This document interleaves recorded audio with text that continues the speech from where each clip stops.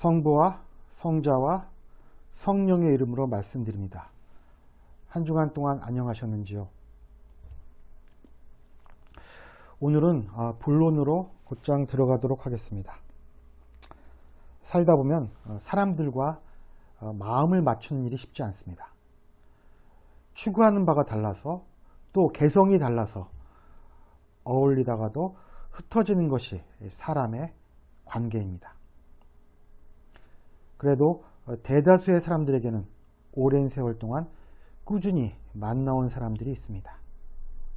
친구도 그 한 부류이고 가족도 그러합니다. 아마도 그렇게 오랜 세월을 만나게 된 이유는 마음이 맞아서였을 것입니다. 마음이 맞는다는 것, 그것은 여러 차이에도 불구하고 서로를 용납하고 받아들이는 사랑이 있기 때문입니다.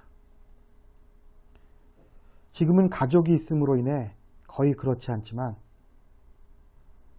저의 청년 시절 서로 마음이 맞고 우정을 나누던 친구들과의 유쾌한 시간을 보내고 집으로 돌아왔을 때 마치 블랙홀이라도 빠져드는 기분이 들곤 했습니다.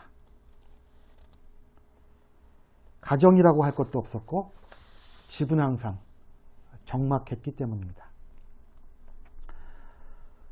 밝은 전등불 아래서 친구들과 왁자지껄하게 떠들던 시간과 너무도 대조되는 집에서의 시간. 그 차이가 너무 커서 한 번은 가슴속에서 울컥하는 것이 올라와 집에 돌아와서 통곡을 하면서 울었던 적도 있었습니다. 그렇다고 해서 시간이 지나면 자신의 집으로 뿔뿔이 흩어지는 친구들과 계속 지낼 수도 없는 노릇이었습니다. 제가 가질 수 있는 것은 그저 서로가 일치를 이루었던 행복한 시간에 대한 기억뿐입니다. 사람들은 그 기억을 단지 기억으로만 남기는 것이 아니라 다시 재현하고 싶어 또 친구들을 만나고 비슷한 방식으로 시간을 보내게 됩니다. 우리가 주일마다 드리는 미사도 마찬가지입니다. 찬란한 시간 뒤 비록 혼자 남겨짐으로 인해 쓸쓸해하는 제 자신이 있을지라도 말입니다. 오늘 복음의 첫 마디에서 예수님은 이렇게 말씀하십니다. 너희는 걱정하지 말라. 좀 더 마음에 다가오는 표현을 사용하자면 너희들 마음이 심란해지지 않도록 하여라 정도가 되지 않을까요? 제자들의 마음은 심란했습니다. 심란해지지 않을 수 없었습니다. 지난 3년간의 시간은 마음이 맞는 스승 그리고 동료들과 함께 보냈던 행복하고 찬란한 시간이었습니다. 서로의 개성은 달랐지만 흥겨운 식탁에서는 웃음이 끊이지 않았을 것이고 자신들을 이끌어주는 능력 있는 스승의 존재로 인해 자부심과 평화를 가질 수 있었기 때문입니다. 그런데 이처럼 자신들의 구심점 역할을 했던 목자가 이제는 죽음으로써 이별을 고하려고 합니다. 헤어질 날이 올 것이라고 알고는 있었지만 막상 그날이 코앞으로 다가오니 몇몇 제자들은 받아들이고 싶지 않았습니다. 특히 토마는 나는 너희가 있을 곳을 마련하러 간다는 예수님의 말씀을 받아들이기 어려웠습니다. 있을 곳을 마련하러 간다는 말은 결국 예수께서 죽어서 하나님께로 간다는 말이었고 지난 3년 동안의 축제는 이제 종말을 고하기 때문입니다. 예수님의 이 말씀에 토마는 요즘 유행어로 멘붕이 왔습니다. 그래서 토마는 이렇게 말합니다. 말이라기보다는 때를 썼다고 하는 편이 더 적당한 것 같습니다. 주님, 저희는 주님이 어디로 가시는지도 모르는데 어떻게 그 길을 알겠습니까? 도마는 예정된 예수님의 죽음을 외면하고자 합니다. 아마도 토마가 더 이어서 하고 싶었던 말은 이런 것이었을 것입니다. 주님, 그러지 마시고 지금처럼 저희들과 함께 계속 지내시죠. 보세요, 얼마나 행복합니까? 지금 우리가 살아가는 모습이 바로 천국 아닌가요? 주님께서 굳이 이곳이 아닌 다른 곳으로 저희를 데려가실 필요가 있는지요?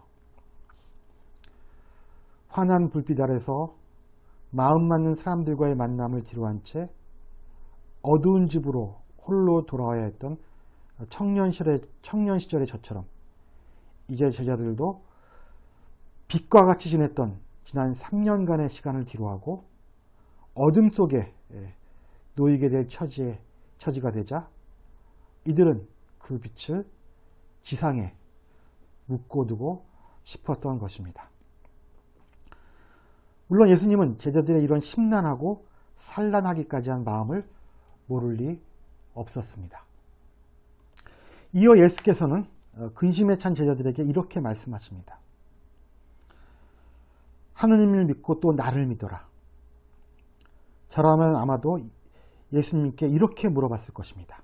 도대체 하느님과 예수님의 무엇을 믿으라는 것인가요? 그러자 예수께서는 이렇게 대답하십니다. 지난 3년 동안 우리가 이곳에서 지내온 행복한 시간처럼 우리가 아버지의 집에서 영원히 행복한 시간을 보낼 수 있음을 믿어라. 또 그곳은 내 아버지의 집이지만 나의 집임을 믿어라. 왜냐하면 나를 거치지 않고는 아버지께로 갈 수 없으며 아버지와 나는 같은 존재이기 때문이다. 그러자 이제는 다른 제자인 필립보가 설상가상 자다가 봉창 두드리는 소리를 합니다. 주님, 저희에게 아버지를 뵙게 해주시면 더 바랄 것이 없겠습니다. 지금까지 당신이 아버지와 같은 분이라고 그렇게 설명했건만, 그리고 몸소 행동으로 3년 동안이나 보여주었건만, 필립보는 예수님께 다시 한번 그 말씀을 반복해보라고 주문하는 것이었습니다. 예수께서는 제자들이 당신이 누구신지, 무슨 일을 하는지, 어디로 가려고 하는지에 대해 전혀 모르고 있음을 이미 알고 계셨습니다. 모든 일에는 시간이 필요한 것이고 제자들에게는 아직 그 시간이 다가오지 않았기 때문입니다. 따라서 예수님은 다시 한번 당신을 아는 것이 하느님을 아는 것이고 내가 하는 일이 바로 하느님 아버지가 하신 일이며 너희들이 나의 이름으로 구하는 것이면 하느님께서 들어주시도록 내가 이루어 주겠다고 말씀하십니다. 불행하게도 제자들은 여전히 알아듣지 못했을 것입니다. 제가 지난주에 설교에서 고양이를 산책시켰다고 말씀드린 적이 있습니다. 정확하게 말하면 순놈은 너무 완강하게 저항해서 결국 실패했고 주인을 믿고 몸을 맡겼던 암놈은 성공했습니다. 아마도 순놈은 앞으로도 어려울 것 같습니다. 그러나 주인을 믿고 몸을 맡겼던 암놈은 바깥 세상이 마음에 들었는지 현관문을 두드리며 다시 나가자는 신용을 합니다. 주인을 믿음으로 인해 자신에게 더 큰 세계가 열리게 됨을 깨달았기 때문입니다. 아마도 제자들의 상황이 바로 난생 처음 문 밖에 나서려는 고양이들의 심정은 아닐까요? 아직 경험해보지 못했지만 주님을 길이요, 진리요, 생명으로 믿고 따르면 주님이 말한 대로 새로운 세계가 열리게 되지만 믿지 못한다면 여전한 의혹과 심란함 가운데 살게 되는 것입니다. 믿음이란 믿어야 하는 대상의 실체를 100% 정확하게 알 수 없지만 그래서 여전히 불확실성이 존재하지만 그럼에도 불구하고 그 대상과의 끈을 놓지 않으려는 열망은 아닐까요? 그래서 예수님이 제자들에게 믿음을 가지려고 한 것은 결국 당신을 향한 열망과 하나님을 향한 열망을 포기하지 말라는 뜻은 아닐까요? 제자들은 주님, 당신이 우리와 함께 있음으로 해서 지금도 누릴 수 있는 행복을 굳이 다른 곳에서 누릴 필요가 무엇이 있겠는가라고 말하고 있습니다. 즉, 고양이로 비유하자면 지금도 좋은데 왜 굳이 바깥을 나가야 하지? 라고 생각하는 것과 다르지 않습니다. 그러나 예수님은 나의 일에는 꼭 죽음이 필요하다. 나는 죽어야만 부활할 수 있고 그 부활이 나와 하느님이 어떤 존재인가를 세상 사람들에게 알려줄 수 있기 때문이라고 말씀하시는 것입니다. 내가 죽어야만 오히려 너희들과 같이 지낼 수 있다는 역설. 내가 살아있을 때와 마찬가지로 너희들의 식탁에 찾아와 같이 빵과 기쁨을 나눌 수 있다는 신비.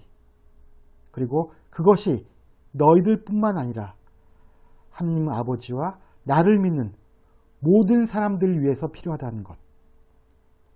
즉, 나는 너희들의 주님뿐만 아니라 모든 사람의 주님이 되기 위해 죽어야 한다는 사실을 제자들이 이해하기에는 아직 무리였던 것입니다. 그럼에도 불구하고 아직 일어나지 않는 일과 보이지 않는 일을 받아들이기 위해서는 주님의 말씀대로 그렇게 될 것이라는 믿음이 필요하다고 말씀하고 계시는 것입니다. 그래서 히브리서에는 믿음은 우리가 바라는 것들을 보증해주고 볼 수 없는 것들을 확증해준다고 말합니다. 한 가지 덧붙인다면 아직 경험하지는 않았지만 모든 것이 내 뜻이 아니라 주님의 뜻대로 됨을 받아들이는 것. 이것 역시 믿음의 일종이 아닐까요? 그러나 아쉽게도 제자들은 아직 이러한 믿음의 경지에 오르지 못했습니다. 오늘 이 독서인 베드로서에서는 예수님을 하나님의 선택을 받은 살아있는 돌이라고 표현합니다. 이 돌은 믿는 사람에게는 귀한 것이나 믿지 않는 자들에게는 집 짓는 자들에게 버림을 받았다가 모퉁이에 머릿돌이 된 돌이며 그들을 걸려 넘어지게 하는 돌이요 장애물이 된 바위라고 말합니다. 예수님이 살아있는 돌, 귀한 돌, 우리 삶의 머릿돌이 되는가 아니면 장애물이 되는 것은 우리가 주님을 믿는가 믿지 않은가에 달려 있습니다. 아무쪼록 주님이 우리에게 살아있는 돌, 귀한 돌, 우리 삶의 머릿돌이 되는 믿음이 저와 여러분에게 함께 하기를 기원합니다. 성부와 성자와 성령의 이름으로 말씀드렸습니다. 아멘.